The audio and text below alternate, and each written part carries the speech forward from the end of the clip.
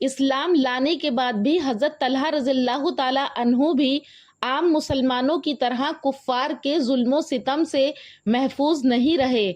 آپ کو آپ کے ہی بھائی نے، جو کہ بہت سخت مزاج تھا، اس نے آپ کو رسی میں باندھ کر مارا کہ اس تشدد سے آپ اپنے نئے مذہب کو ترک کر دیں، لیکن توحید کا نشہ ایسا نہ تھا جو چڑھ کر اتر جاتا۔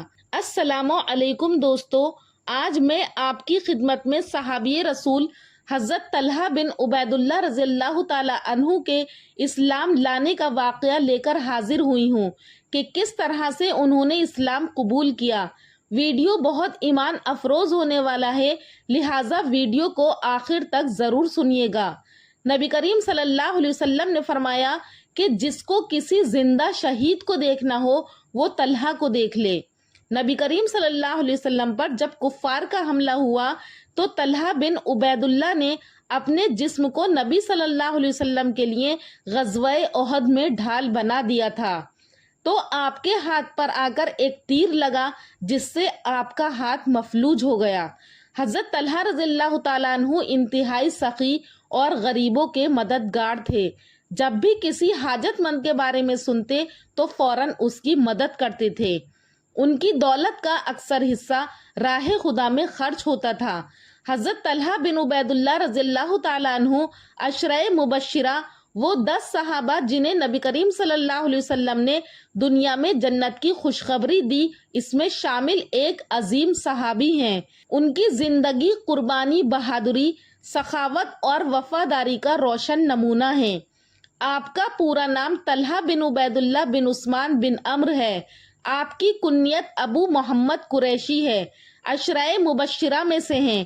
اسلام لانے والوں میں آپ سابقون الاولون میں سے ہیں۔ تمام غزوات نبوی صلی اللہ علیہ وسلم میں آپ شریک تھے۔ غزوہ احد میں انہوں نے نبی کریم صلی اللہ علیہ وسلم کے چہرہ مبارک کی حفاظت کے لیے اپنے ہاتھوں کو بطور ڈھال پیش کر دیا۔ ان کے ہاتھوں پر 75 زخم آئے، انگلیاں سن ہو گئیں، مگر نبی کریم صلی اللہ علیہ وسلم کے چہرے انور کی حفاظت کے لیے ڈٹے رہے۔ حضرت طلحہ رضی اللہ تعالیٰ عنہ حسین چہرے والے تھے، قد میانہ تھا بلکہ ایک حد تک پست تھا۔ آپ کے چہرے کا رنگ سرخ اور سفید تھا۔ آپ کا بدن خوب گٹھا ہوا، سینہ چوڑا، پاؤں نہایت پرگوشت اور ہاتھ کی انگلیاں غزوہ احد میں شل ہو گئی تھیں۔ حضرت طلحہ رضی اللہ تعالیٰ عنہ نے اسلام حضرت ابوبکر رضی اللہ تعالیٰ عنہ کی دعوت پر قبول کیا۔ وہ اسلام قبول کرنے والے ابتدائی لوگوں میں سے تھے۔ آپ کے ایمان لانے کا واقعہ اس طرح سے بیان کیا جاتا ہے کہ ایک دفعہ جبکہ غالباً 17 یا 18 برس کی آپ کی عمر تھی، تجارتی اغراض سے آپ بصرہ تشریف لے گئے۔ وہاں ایک راہب نے حضور صلی اللہ علیہ وسلم کے مبعوث ہونے کی بشارت دی، لیکن یوم ولادت سے اس وقت تک جس قسم کی آب و ہوا میں حضرت طلحہ نے پرورش پائی تھی اور گرد و پیش جس قسم کے مذہبی چرچے تھے، اس کا اثر صرف ایک راہب کی پیشن گوئی سے زائل نہیں ہو سکتا تھا، بلکہ ابھی مزید ان کی تعلیم و تلقین کی ضرورت تھی۔ جب آپ مکہ واپس آئے تو حضرت ابوبکر صدیق رضی اللہ تعالی عنہ کی صحبت اور ان کے مخلصانہ وعظ و نصیحت نے ان کے تمام شکوک دور کر دیے۔ چنانچہ ایک دن حضرت ابوبکر صدیق رضی اللہ تعالیٰ عنہ کی دعوت سے دربار رسالت صلی اللہ علیہ وسلم میں حاضر ہوئے اور ایمان کی دولت سے مشرف ہو کر واپس آئے۔ اس طرح حضرت طلحہ بن عبید اللہ ان 8 آدمیوں میں سے ہیں جو ابتدائی اسلام میں نجم صداقت کی ضیاء سے ہدایت یاب ہوئے اور آخر کار خود بھی آسمان اسلام کے روشن ستارے بن کر چمکے۔ لیکن ہوا وہی جیسا کہ تمام لوگوں کے ساتھ ہوتا تھا۔ آپ کو بھی طرح طرح کی تکالیف پہنچائی گئیں اور آپ کو آپ کے سگے بھائی نے رسی میں باندھ کر اس قدر مارا تاکہ آپ اس نئے مذہب سے پھر جائیں، لیکن آپ نے ایسا نہیں کیا۔ آپ اپنے مذہب اسلام پر قائم رہے۔ حضرت طلحہ بن عبید اللہ رضی اللہ تعالیٰ عنہ کا اخلاق بہت بلند تھا۔ خشیت الہی اور رسول اللہ صلی اللہ علیہ وسلم کی محبت سے ان کا پیمانہ لبریز تھا۔ غزوہ احد اور دوسرے غزوات میں جس جوش اور فداکاری کے ساتھ پیش رہے وہ اسی جذبے کا اثر تھا۔ اس راہ میں ان کو جان کے ساتھ مال کی قربانی سے بھی دریغ نہ تھا۔ چنانچہ انہوں نے نظر مانی تھی کہ غزوات کے خرچ کے لیے اپنا مال راہ خدا میں دیا کریں گے۔ اس نظر کو انہوں نے اس پابندی کے ساتھ پوری کرنے کی کوشش کی کہ خاص قرآن پاک میں ان کی تعریف میں یہ آیت نازل ہوئی، یعنی کچھ آدمی ایسے ہیں جنہوں نے خدا سے کچھ عہد کیا، اس کو سچا کر دکھایا، چنانچہ بعض ان میں سے وہ ہیں جنہوں نے اپنی مدد پوری کی۔ اس آیت کے نازل ہونے کے بعد حضرت طلحہ بن عبید اللہ رضی اللہ تعالیٰ عنہ بارگاہ نبوت صلی اللہ علیہ وسلم میں حاضر ہوئے تو ارشاد ہوا کہ طلحہ تم بھی ان لوگوں میں سے ہو جنہوں نے اپنی نظر پوری کی۔ حضرت طلحہ بن عبید اللہ رضی اللہ تعالیٰ عنہ بنو تمیم کے تمام محتاج و تنگ دست خاندانوں کی کفالت کرتے تھے، لڑکیوں اور بیوہ عورتوں کی شادی کر دیتے تھے، جو لوگ مقروض تھے ان کا قرض ادا کر دیتے تھے۔ چنانچہ سبیحہ تیمی پر 30,000 درہم قرضہ تھا، وہ سب انہوں نے اپنے پاس سے ادا کر دیا۔ ام المومنین عائشہ صدیقہ رضی اللہ تعالی عنہا سے بھی خاص عقیدت تھی اور ہر سال 10 درہم ان کی خدمت میں پیش کرتے تھے۔ مہمان نوازی طلحہ بن عبید اللہ رضی اللہ تعالیٰ عنہ کا خاص شیوا تھا۔ ایک دفعہ بنی عذرہ کے 3 آدمی مدینہ آ کر مشرف با اسلام ہوئے تو نبی کریم صلی اللہ علیہ وسلم نے فرمایا کہ کون ہے جو ان کی کفالت کا ذمہ لیتا ہے؟ تو حضرت طلحہ بن عبید اللہ رضی اللہ تعالیٰ عنہ نے کھڑے ہو کر عرض کیا کہ میں یا رسول اللہ، اور وہ تینوں نو مسلم مہمانوں کو خوشی خوشی گھر لے آئے۔ ان میں سے 2 نے یکے بعد دیگرے مختلف غزوات میں شہادت حاصل کی اور تیسرے نے بھی ایک مدت کے بعد حضرت طلحہ بن عبید اللہ رضی اللہ تعالیٰ عنہ کے مکان میں وفات پائی۔ حضرت طلحہ بن عبید اللہ رضی اللہ تعالیٰ عنہ اپنے حسن معاشرت کے باعث بیوی بچوں میں نہایت محبوب تھے۔ وہ اپنے کنبے میں جس لطف و محبت کے ساتھ زندگی بسر کرتے تھے اس کا اندازہ صرف اس سے ہو سکتا ہے کہ عتبہ بن ربیعہ کی لڑکی ام ابان سے اگرچہ بہت سے معزز لوگوں نے شادی کی درخواست کی، لیکن انہوں نے طلحہ بن عبید اللہ رضی اللہ تعالیٰ عنہ کو سب پر ترجیح دی۔ لوگوں نے وجہ پوچھی تو کہا کہ میں ان کے اوصاف حمیدہ سے واقف ہوں۔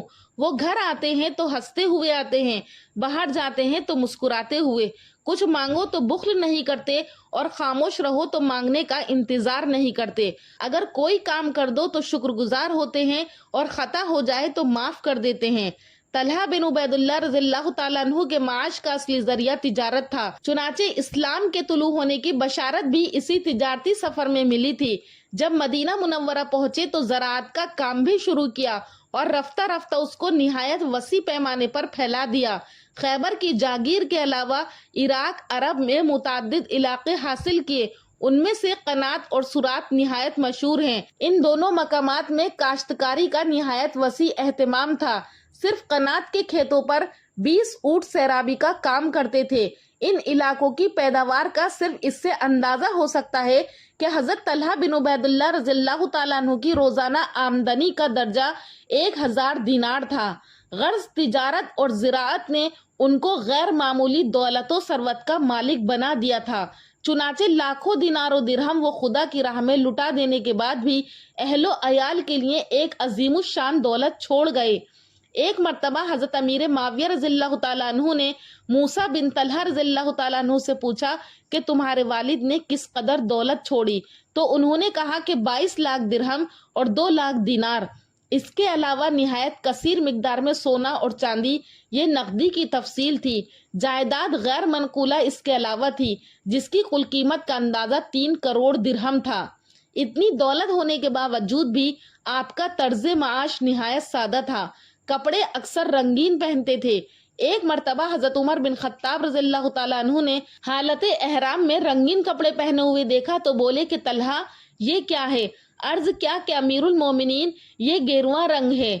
فرمایا آپ لوگ ائمہ دین ہیں، عوام آپ کا اتباع کرتے ہیں، کوئی جاہل دیکھ لے گا تو وہ بھی رنگین کپڑے استعمال کرے گا اور دلیل پیش کرے گا کہ میں نے طلحہ بن عبید اللہ رضی اللہ تعالیٰ عنہ کو حالت احرام میں پہنے ہوئے دیکھا تھا۔ حضرت طلحہ بن عبید اللہ رضی اللہ تعالیٰ عنہ کے ہاتھ میں ایک سونے کی انگوٹھی تھی جس میں نفیس سرخ یاقوت کا رنگ جڑا ہوا تھا، لیکن بعد کو یاقوت نکال کر معمولی پتھر سے مرصع کرایا تھا۔ دسترخوان بھی وسیع تھا لیکن پرتکلف نہیں تھا۔ ایک مرتبہ حضرت عثمان بن عفان رضی اللہ تعالیٰ عنہ کے ہاتھ اپنی جائیداد 7 لاکھ درہم میں فروخت کی اور سب کی سب راہ خدا میں خرچ کر دی۔ آپ کی بیوی سعدی بنت عوف کا بیان ہے کہ ایک مرتبہ میں نے آپ کو غمگین دیکھا تو پوچھا کہ آپ اس قدر اداس کیوں ہیں؟ کیا مجھ سے کوئی خطا سرزد ہو گئی؟ تو بولے نہیں، تم نہایت اچھی بیوی ہو، تمہاری کوئی بات نہیں ہے۔ اصل قصہ یہ ہے کہ میرے پاس ایک بہت بڑی رقم جمع ہو گئی ہے، اس وقت اسی کی فکر میں تھا کہ کیا کروں۔ میں نے کہا کہ اس کو تقسیم کرا دیجئے۔ یہ سن کر انہوں نے اسی وقت لونڈی کو بلایا اور 4 لاکھ کی رقم اپنی قوم میں تقسیم کرا دی۔ حضرت طلحہ رضی اللہ تعالیٰ عنہ کے بارے میں بتایا جاتا ہے کہ جب مکہ میں ظلم بڑھ رہا تھا تو آپ نے مدینہ کی جانب ہجرت کی تھی۔ آپ نے نبی کریم صلی اللہ علیہ وسلم کے ساتھ برابر غزووں میں شرکت کی۔ کسی تجارتی سفر پر تھے، اس لیے آپ غزوہ بدر میں شریک نہ ہو سکے، مگر نبی کریم صلی اللہ علیہ وسلم نے انہیں بدر میں شامل ہونے والوں کے برابر اجر دیا تھا۔ غزوہ احد، اس جنگ میں حضرت طلحہ رضی اللہ تعالیٰ عنہ نے نبی کریم صلی اللہ علیہ وسلم کی جان بچانے کے لیے اپنی جان خطرے میں ڈال دی۔ نبی کریم صلی اللہ علیہ وسلم کا ارشاد ہے کہ فرمایا کہ جو کوئی شخص زندہ شہید کو دیکھنا چاہتا ہے تو وہ طلحہ کو دیکھ لے، اور آپ صلی اللہ علیہ وسلم نے فرمایا کہ طلحہ اور زبیر دونوں جنتی ہیں۔ آپ کو نبی کریم صلی اللہ علیہ وسلم نے طلحۃ الخیر، بھلائی والا طلحہ، طلحۃ الجود، سخاوت والا طلحہ، اور طلحۃ الفیاض، فیاضی والے طلحہ کا لقب دیا تھا۔ آپ کی شہادت کے بارے میں بیان کیا جاتا ہے کہ حضرت عثمان رضی اللہ تعالیٰ عنہ کی شہادت کے بعد جو فتنے شروع ہوئے ان میں حضرت طلحہ رضی اللہ تعالیٰ عنہ نے حضرت علی رضی اللہ تعالیٰ عنہ کے خلاف جنگ جمل میں شرکت کی تھی، تو مروان بن حکم نے جو حضرت عثمان بن عفان رضی اللہ تعالیٰ عنہ کی شہادت کے معاملے میں ان سے بدظن تھا، تو اس موقع کو غنیمت جان کر اس نے ایک تیر مارا جو اگرچہ پاؤں میں لگا، لیکن ان کے لیے یہ تیر ان کی موت ثابت ہوا۔ تو لوگوں نے نکالنے کی کوشش کی تو فرمایا کہ چھوڑ دو، یہ تیر نہیں بلکہ پیام خداوندی ہے۔ حضرت طلحہ بن عبید اللہ رضی اللہ تعالیٰ عنہ نے 62 یا 64 سال کی عمر میں شہادت حاصل کی اور غالباً اسی میدان جنگ کے کسی گوشے میں مدفون ہوئے، لیکن یہ زمین نشیب میں تھی، یعنی نچلے حصے میں تھی، اس لیے اکثر پانی میں ڈوبی رہتی تھی۔ ایک شخص نے مسلسل 3 دفعہ حضرت طلحہ بن عبید اللہ رضی اللہ تعالیٰ عنہ کو خواب میں دیکھا کہ وہ اپنی لاش کو اس قبر سے منتقل کرنے کی ہدایت فرما رہے ہیں۔ عبداللہ بن عباس رضی اللہ تعالیٰ عنہ نے خواب کا حال سنا تو ابو بکر رضی اللہ تعالیٰ عنہ صحابی کا مکان 10,000 درہم میں خرید کر ان کی لاش کو اس میں منتقل کر دیا۔ دیکھنے والوں کا بیان ہے کہ اتنے دنوں کے بعد بھی یہ جسم خاکی اس طرح مصون و محفوظ تھا، یہاں تک کہ آنکھوں میں جو کافور لگایا گیا تھا وہ بھی بعین ہی موجود تھا۔ سبحان اللہ۔ دوستو، یہ تھے صحابہ کرام جن کے واقعات سن کر ہمارے دل میں ایمان کا جوش بڑھ جاتا ہے اور ایمان تازہ ہوتا ہے۔ حضرت طلحہ رضی اللہ تعالیٰ عنہ بہادر، وفادار، سخی اور نبی کریم صلی اللہ علیہ وسلم کے جانثار صحابی تھے۔ ان کی پوری زندگی اسلام کی خدمت، قربانی اور اخلاق کا نمونہ ہے۔ دوستو، ہمیں حضرت طلحہ رضی اللہ تعالیٰ عنہ کی زندگی سے سبق حاصل کرنا چاہیے کہ اتنے مالدار ہونے کے باوجود بھی کبھی انہوں نے اپنی زندگی پر غرور اور گھمنڈ نہیں کیا، ہمیشہ غریبوں کی مدد کی، بیواؤں کا سہارا بنے، مسافروں کی مہمان نوازی کی، غریبوں کو کھانا کھلایا۔ ہمیں بھی ان کی زندگی سے یہ سبق حاصل کرنے ہیں کہ یہ ساری خوبیاں ہم لوگ بھی اپنی زندگی کے اندر لے کر آئیں۔ یہ صحابہ کے واقعات ہم اپنے بچوں کو سنائیں تاکہ ان کے اندر بھی صحابہ کی زندگی کے جذبے پیدا ہوں۔ جس طرح سے صحابہ کرام کام کرتے تھے اسی طرح سے ہماری اولادوں کے اندر بھی یہ جذبے پیدا ہوں۔ آج کل ہم لوگ اور ہمارے بچے بھی صحابہ کے واقعات سے، ان کی زندگی کے طریقے سے ناواقف ہیں، تو لہٰذا آپ یہ ویڈیو ان لوگوں کو شیئر کر دیں جن کو آپ چاہتے ہیں کہ جن بچوں کے اندر صحابہ کا جذبہ پیدا ہو۔ آخر میں اللہ تبارک و تعالیٰ سے دعا ہے کہ اللہ پاک ہمیں بھی صحابہ کے نقش قدم پر چلنے والا بنائے، ان کی طرح زندگی گزارنے والا بنائے۔ اگر آپ کو میری صحابہ سیریز پسند ہے تو آپ میرے چینل نوری اسلامک ٹیوبر کو ضرور سبسکرائب کریں اور کومنٹ سیکشن میں اپنی رائے کا اظہار کریں۔ انشاءاللہ پھر ملاقات کروں گی ایک اور اچھے ٹاپک کے ساتھ اگلی ویڈیو میں۔ تب تک کے لیے اللہ حافظ۔